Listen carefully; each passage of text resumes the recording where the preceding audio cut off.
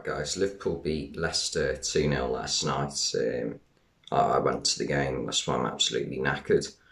And Liverpool played quite well in the second half. First half, it was good, but it took a bit of time to get going.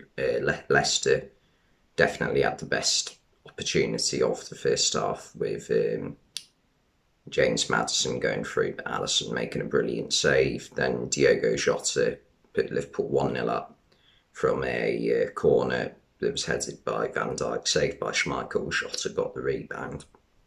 Typical Diogo Jota goal.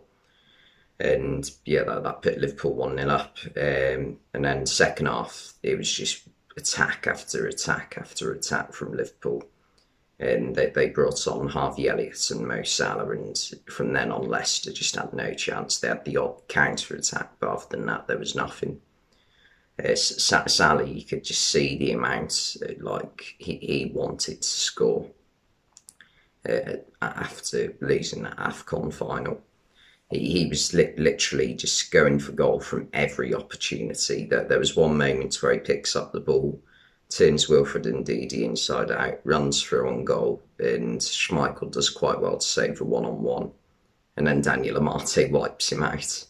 And then a few minutes later, he cuts inside on the right-hand side onto his left foot, curls it and hits like the angle of the crossbar. So that would have been some goal as well. Then it fell to Luis Diaz. He had a shot on the volley. It's a good save by Schmeichel again. And also Diaz missed a one-on-one as well. Schmeichel got quite lucky. It squeezed through his legs, but his legs sort of stopped the flow of the ball and the defender cleared it off the line. So yeah, Diaz played really well as well. And then Jota finally got the second with about 5 minutes to go. Lovely through ball from Joel Matip, of all people, in the number 10 spot. And yeah, Jota manages to somehow get it past Schmeichel, because Schmeichel once again got a hand to it. But yeah, that made it 2-0, and that was game over, really. Leicester really struggled in the second half, I thought. But Liverpool did play really well, especially in the second half when Harvey Elliott came on and Mo Salah as well. That they definitely made a difference. It was just domination in the second half, really. Luis Diaz had a good game too. So did Firmino. He was putting quite a few things together. In fact, pretty much anything good that Liverpool did in the first half came through Firmino.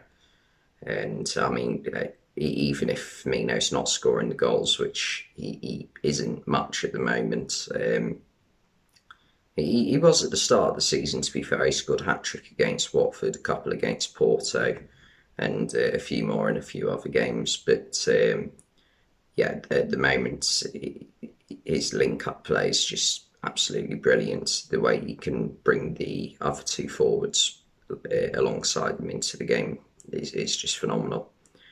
Yeah, he had a good game until he got subbed off. Luis Diaz to me just looks like a player who is absolutely made for Liverpool. He's got bags, pace.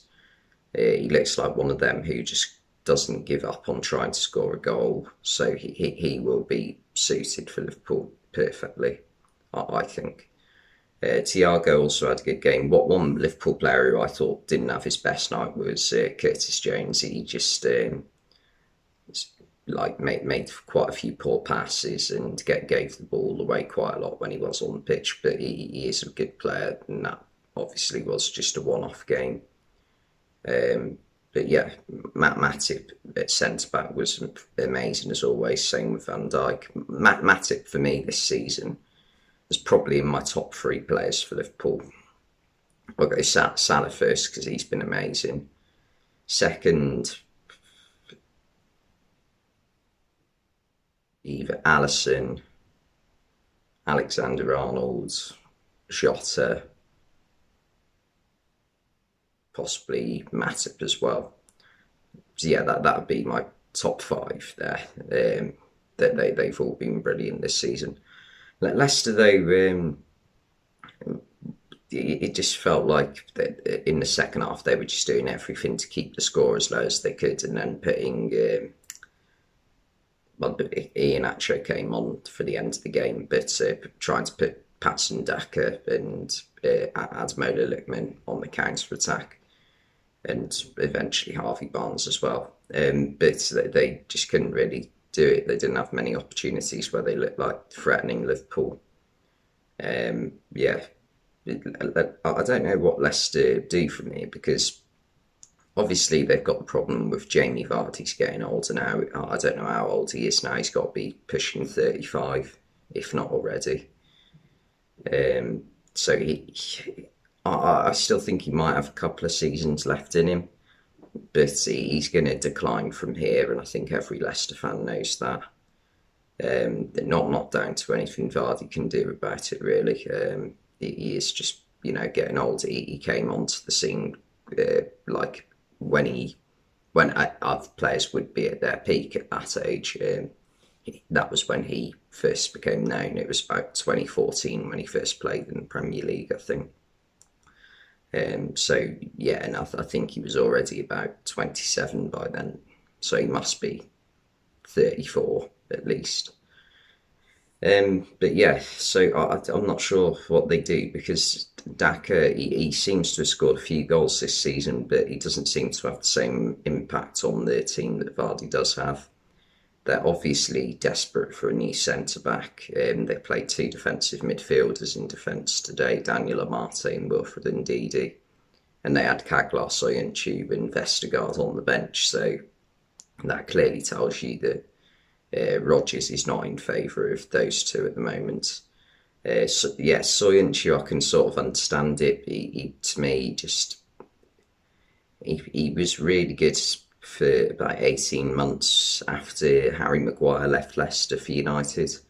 But over the past year or so, his performances just seem to have declined loads.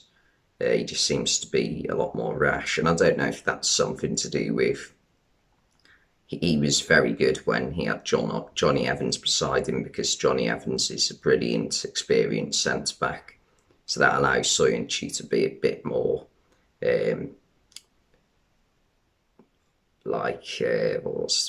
rash.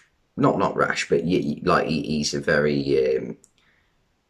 he doesn't think twice about diving into tackles, if you know what I mean. So I think having Johnny Evans beside him sort of gave him that safety of there's someone else if he does mess it up.